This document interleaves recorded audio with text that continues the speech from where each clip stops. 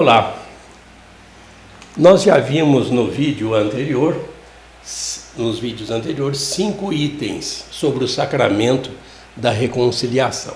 O último, no vídeo imediatamente anterior, de número 83, as múltiplas formas da penitência na vida cristã. A penitência interior, que tem que ser aquela conversão que de fato é sincera e não apenas por gestos exteriores que às vezes ficam assim vazios, mas a conversão mesmo ainda não se realizou. Então nós vamos continuando, né? E hoje nós temos o item 6 para refletir sobre o sacramento da penitência e da reconciliação, que é a igreja que recebeu esse poder de perdoar os pecados. Sim, é a igreja quem liga ou desliga a pessoa a Deus. Vamos ver justamente isso, desses parágrafos 1440 a 1449 do Catecismo da Igreja Católica. O primeiro deles é, justamente com o título O Sacramento da Penitência e Reconciliação. Nós começamos por aqui. Vamos ler. O pecado é, antes de tudo, ofensa a Deus, ruptura da comunhão com Ele. Ao mesmo tempo, é atentado à comunhão com a Igreja. Por isso, a conversão traz, simultaneamente, o perdão de Deus e a reconciliação com a Igreja, o que é expresso e realizado liturgicamente pelo sacramento da penitência e da reconciliação. Veja, meu irmão, minha irmã, que o pecado, claro, principalmente o pecado grave, que nós chamamos de pecado mortal. Com o pecado mortal, a pessoa desobedece a Deus, se torna um rebelde, ele come daquele fruto do conhecimento do bem e do mal, e ele faz aquilo que lhe convém, que não é da vontade de Deus. Então ele rompe. Isso é uma ruptura. Ele rompe com Deus. É uma rebeldia. O que ele pode fazer para não se perder eternamente?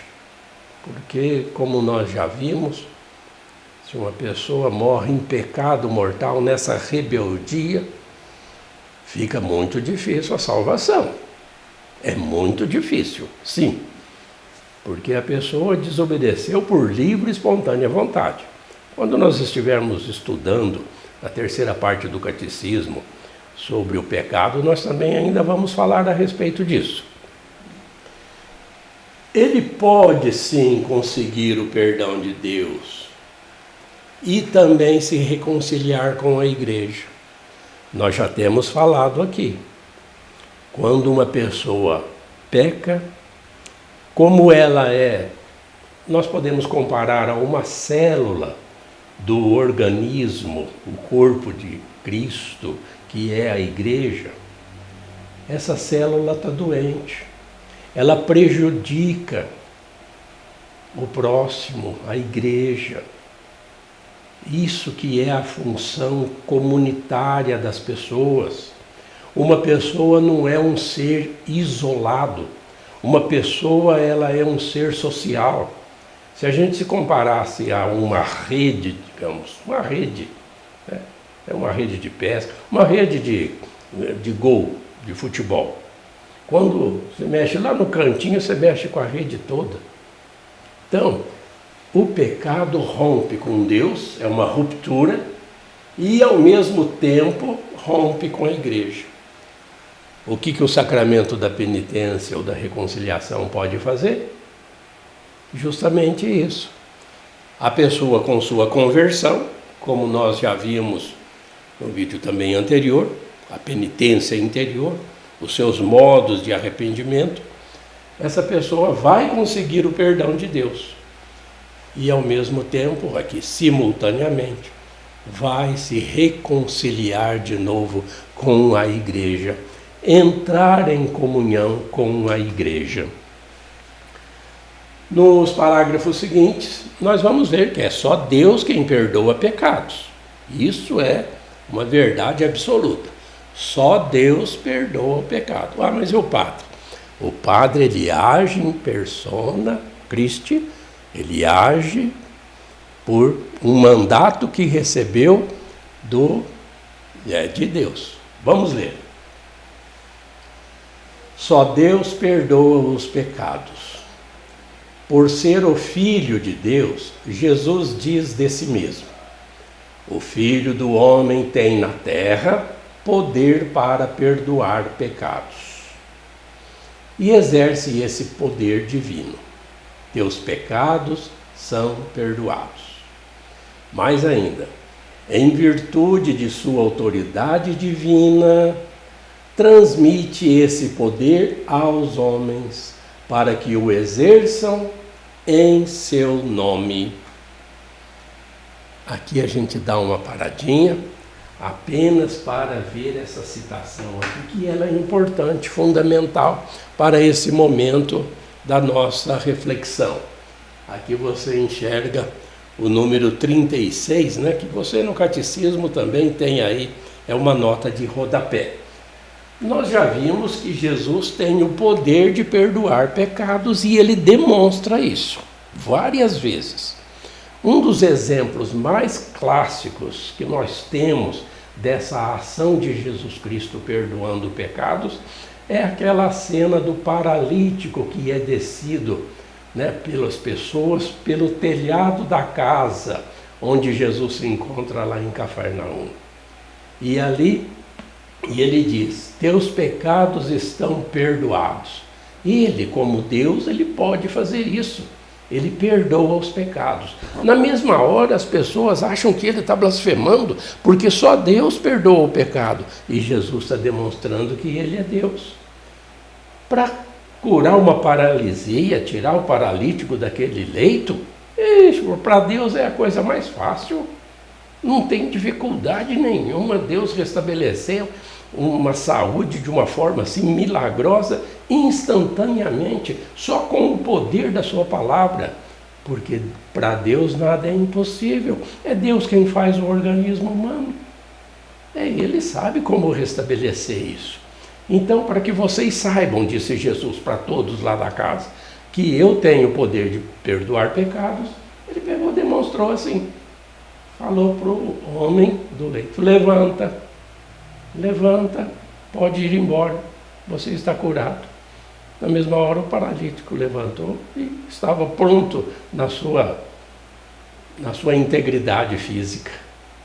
Então, nós vemos que Jesus, como Deus, tem o poder de perdoar os pecados.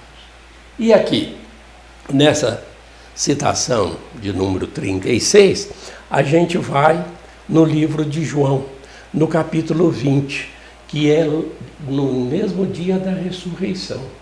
Jesus já aparece para os apóstolos, que estavam ali trancados, com medo, e ele pede: fiquem em paz. E aí, a citação é essa: a paz esteja convosco. Como o Pai me enviou, eu também vos envio. Está dando uma ordem.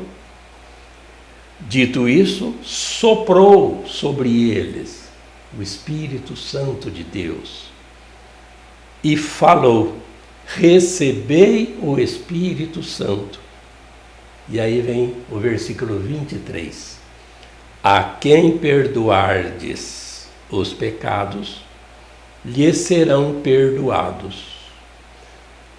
A quem os retiverdes, lhes serão retidos.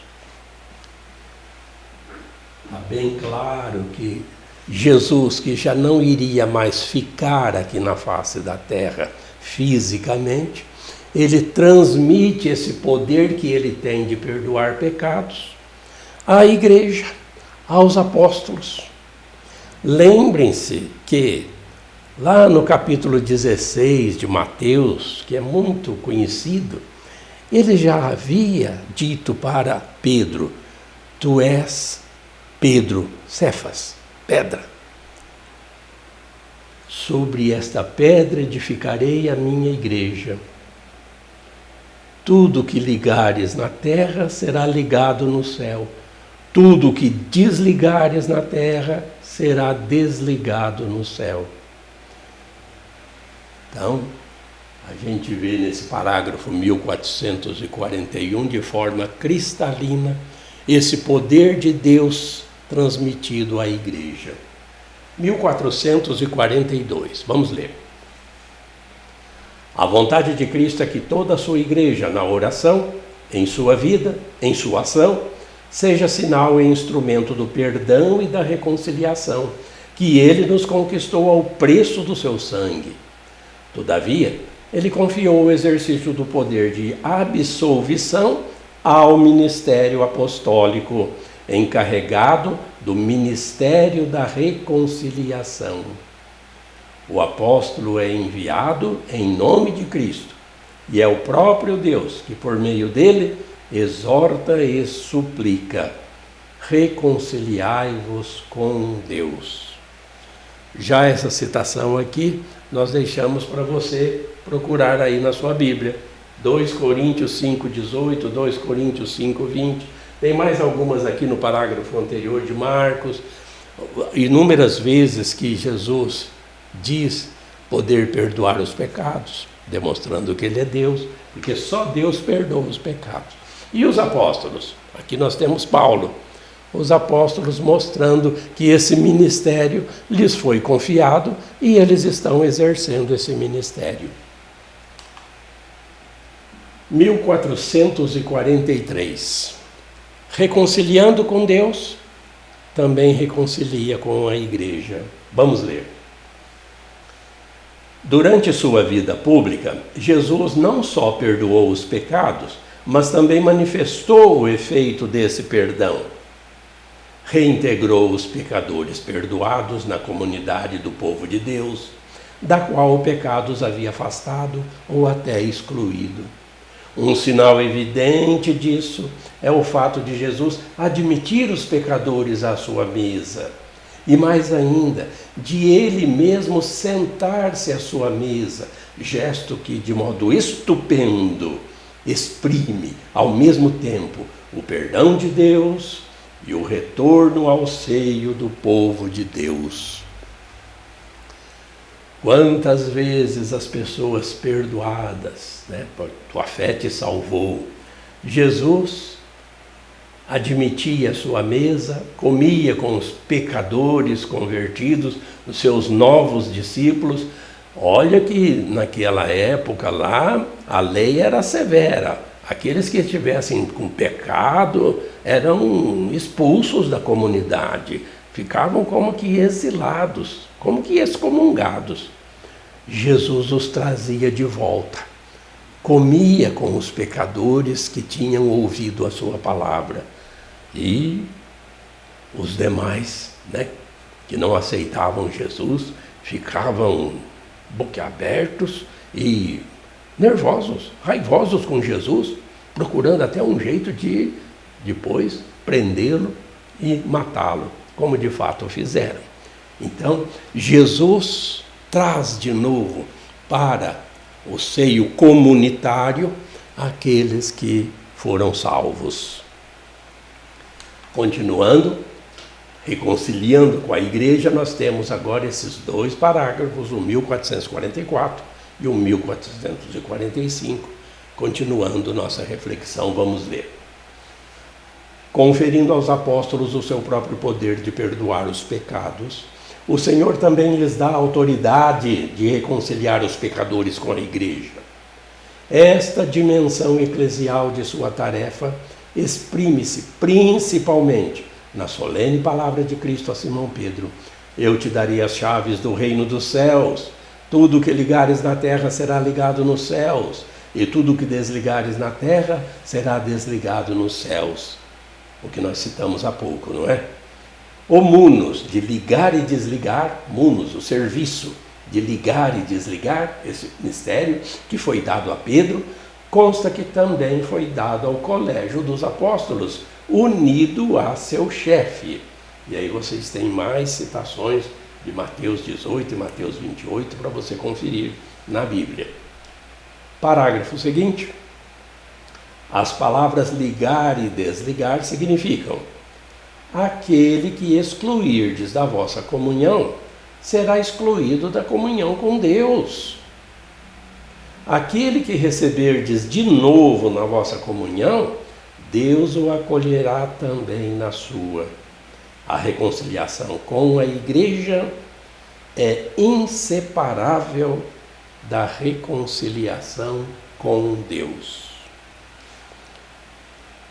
Claro também nas Sagradas Escrituras, esse poder transmitido à igreja. Por isso nós reafirmamos, sim, é a igreja quem liga ou desliga. É uma palavra um pouco forte falar excomunhão. O que é excomunhão? É tirar da comunhão. A palavra comunhão nós já vimos também. Comum, união, comunidade. A igreja é uma comunidade. Quando a pessoa comete um pecado grave, uma desobediência a Deus, é uma rebeldia, é uma ruptura, então essa pessoa sai da comunhão da igreja. Por isso a gente pode dizer excomunhão. Está fora. Está fora. Agora, o padre, o bispo, porque o bispo dá essa provisão depois para os padres, né? Nós já vamos ver isso também no sacramento da ordem, mas nós sempre estamos lembrando aqui, o padre ele atende confissões porque ele recebe uma autorização do bispo para exercer esse munus, esse serviço, esse ministério. Então, ele, ouvindo a confissão do pecador, do penitente que está pedindo esse perdão, a igreja, em condições, claro, sempre depende, nós ainda temos que ver isso mais para frente, da sinceridade, da continuidade da pessoa fora do pecado. Então, se o padre absolve numa confissão válida, pronto, Deus também absolve. Se não, Deus não absolve. Deus não dá o perdão se a igreja não der. Vamos sempre tentar esclarecer isso em vídeos posteriores. Ainda temos mais itens para conversarmos sobre isso e até lá na terceira parte do catecismo ainda teremos assuntos a respeito. Então, excluir ou reintegrar o penitente à comunhão, à igreja, é um poder que a igreja tem. 1446, o sacramento do perdão. Leia comigo. Cristo instituiu o sacramento da penitência para todos os membros pecadores de sua igreja. Antes de tudo, para aqueles que, depois do batismo, cometeram um pecado grave e, com isso, perderam a graça batismal e feriram a comunhão eclesial. O sacramento da penitência oferece a eles uma nova possibilidade de converter-se e de recobrar a graça da justificação. Os padres da igreja apresentam este sacramento como a segunda tábua de salvação depois do naufrágio, que é a perda da graça. Uma palavra que ninguém gosta de falar, que é desgraça, né? É a perda da graça, a perda da amizade com Deus, da graça santificante. O pecado faz com que a pessoa entre em desgraça, sem a graça. E aí, o sacramento da penitência é como uma tábua, né? um jeito da pessoa se salvar depois de um naufrágio. É um exemplo que o próprio catecismo nos dá. Todos têm o direito, recebendo depois do batismo, claro, primeiro sempre vem o batismo, todos os batizados têm esse direito ao perdão. E Deus quer perdoar.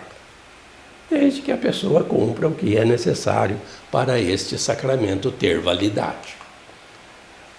Agora nós vamos ler bem rapidamente, né, um resumo rapidíssimo que o Catecismo faz sobre a história desse sacramento. Vamos ler. No curso dos séculos, a forma concreta segundo a qual a Igreja exerceu este poder recebido do Senhor variou muito. Nos primeiros séculos, a reconciliação dos cristãos que haviam cometido pecados particularmente graves depois do batismo, por exemplo, a idolatria, o homicídio, o adultério, estava ligada a uma disciplina bastante rigorosa, segundo a qual os penitentes deviam fazer penitência pública por seus pecados, muitas vezes durante longos anos antes de receber a reconciliação. A esta ordem dos penitentes, que incluía apenas certos pecados graves, a pessoa só era admitida raramente e em certas regiões, só uma vez na vida. No século VII, inspirados na tradição monástica do Oriente, os missionários irlandeses trouxeram para a Europa continental a prática privada da penitência, a qual não mais exigia a prática pública e prolongada de obras de penitência, antes de receber a reconciliação com a Igreja. O sacramento se realiza daí em diante de forma mais secreta entre o penitente e o presbítero.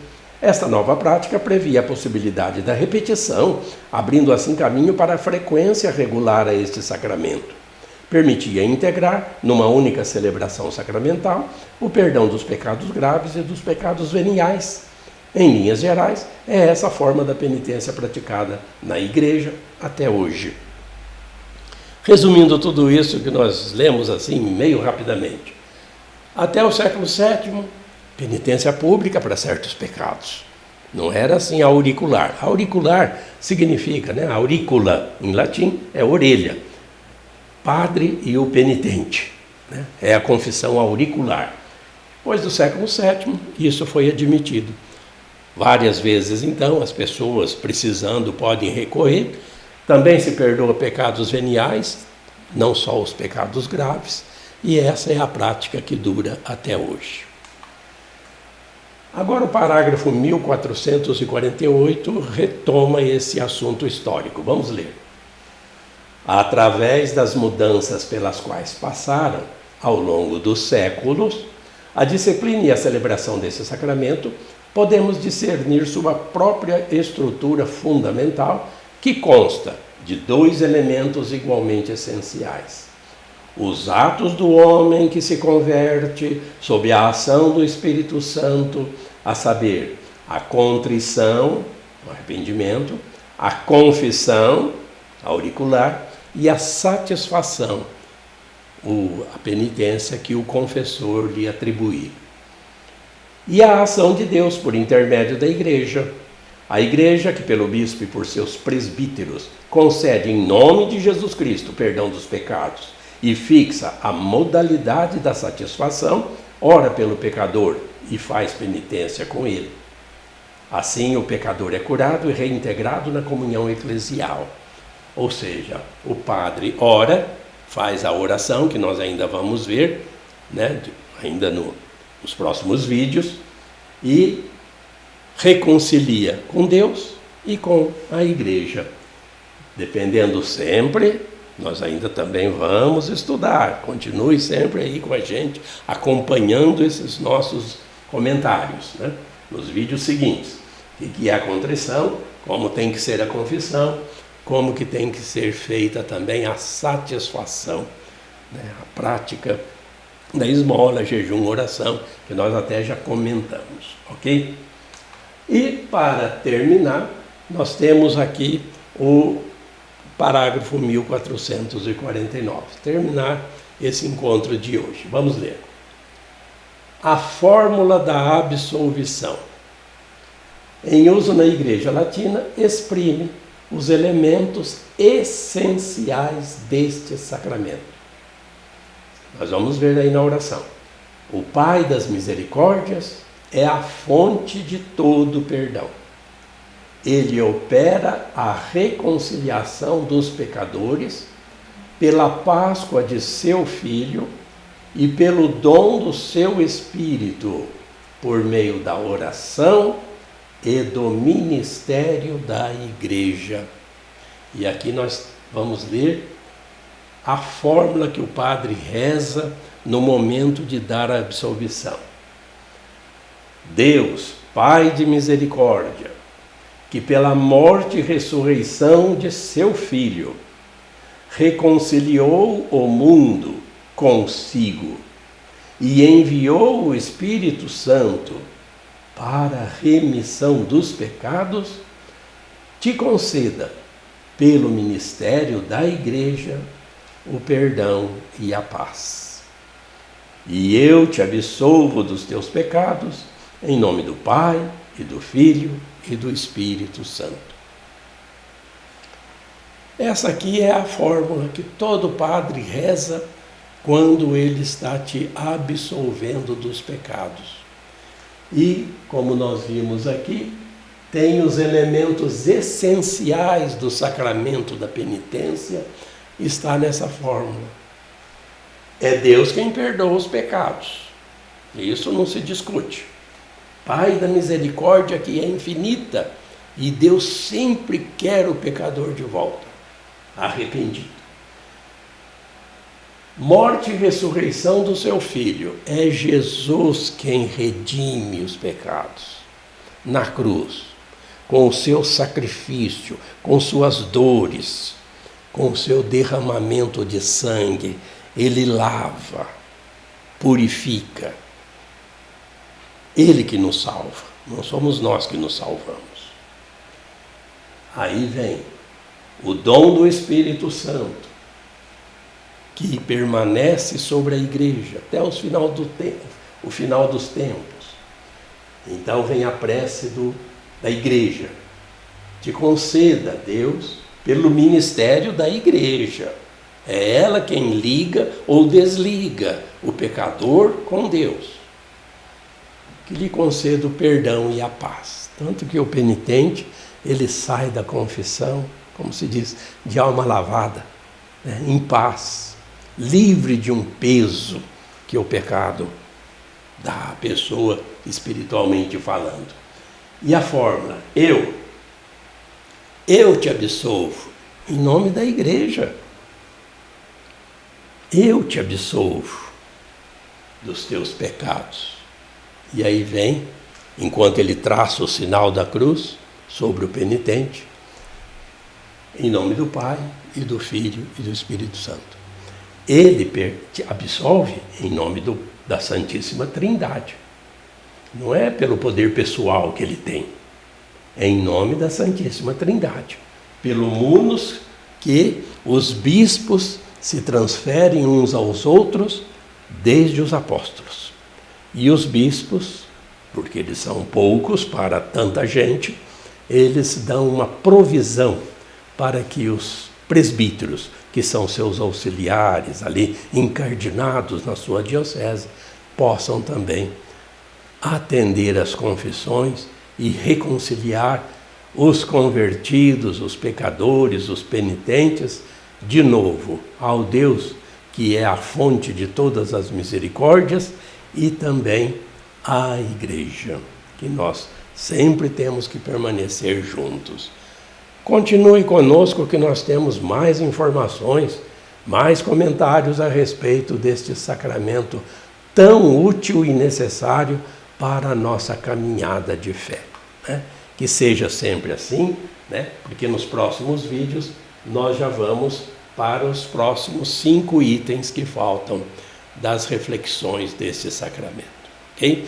Fique sempre com Deus, aumente a sua fé, permanecendo sob o magistério da Igreja. E que Deus te abençoe. Em nome do Pai, e do Filho, e do Espírito Santo. Amém.